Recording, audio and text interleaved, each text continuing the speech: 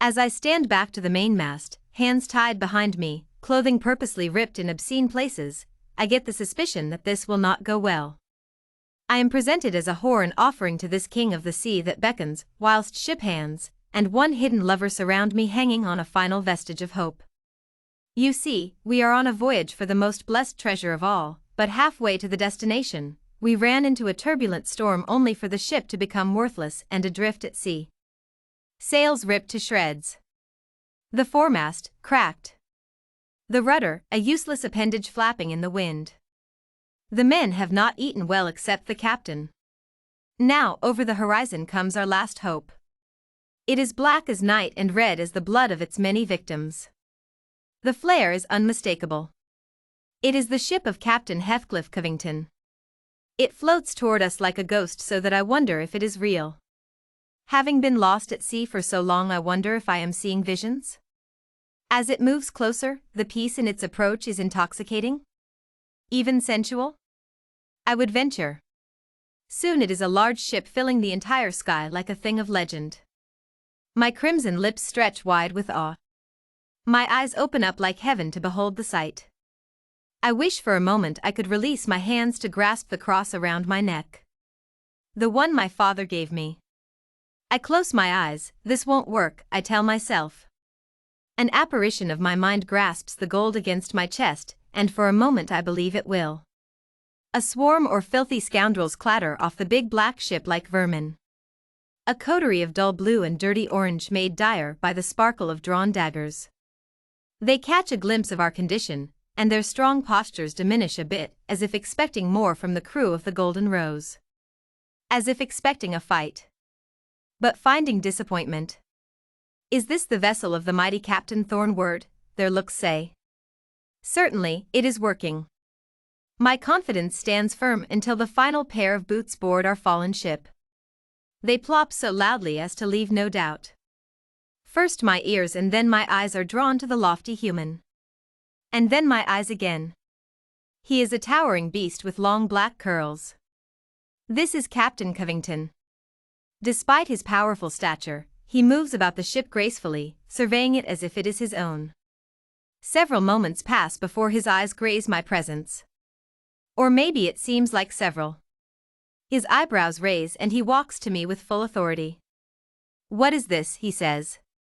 "Are you meant to be a gift?" It sends chills through my body. As he comes near, I am swallowed up in his massive frame. I try to wriggle free, and unlike other men, he seems jarred by the response. And then I recite the words that me and my loved one practiced in those captain's quarters. "I am not a gift, my lord, but a messenger." Covington tilts his head, sending his luscious curls to one side of his face, and it's just what I want. This captain was known for his curiosity. Still his posture does not change. He paces around me incredulous that I could be anything more than a piece of meat. And what type of messenger arrives tied to a mainmast? As I catch the scent of his manliness mixed with the sea, the answer comes to easy, an unwilling one. That produces a smile on his grizzled face. "Very well, tell me this message." I am sure I look nervous as I recite, "Well, you are aware of the reputation of Captain Thornwood. The dead bodies he leaves in his wake?" "Oh, I am aware. Those tales have made their way to the farthest corners of the world. They keep young men up at night." "Well, then you are also aware of his mercy." For the first time I see failure as he tilts his head a touch. "Well, I am not aware of that." "Well, consider it an honor that you have now been made aware." "So this is the message you deliver?" "Stories I already know." "A pirate's honor I have not heard?" "No, those are mere preamble to the real message."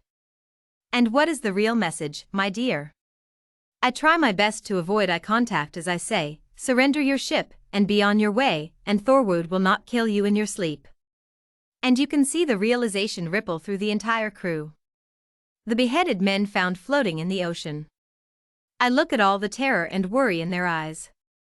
Them replaying the stories of gruesome deaths that befell those who dare besmirch Captain Thornwood. And they are mine, and then I look at him, and then he laughs.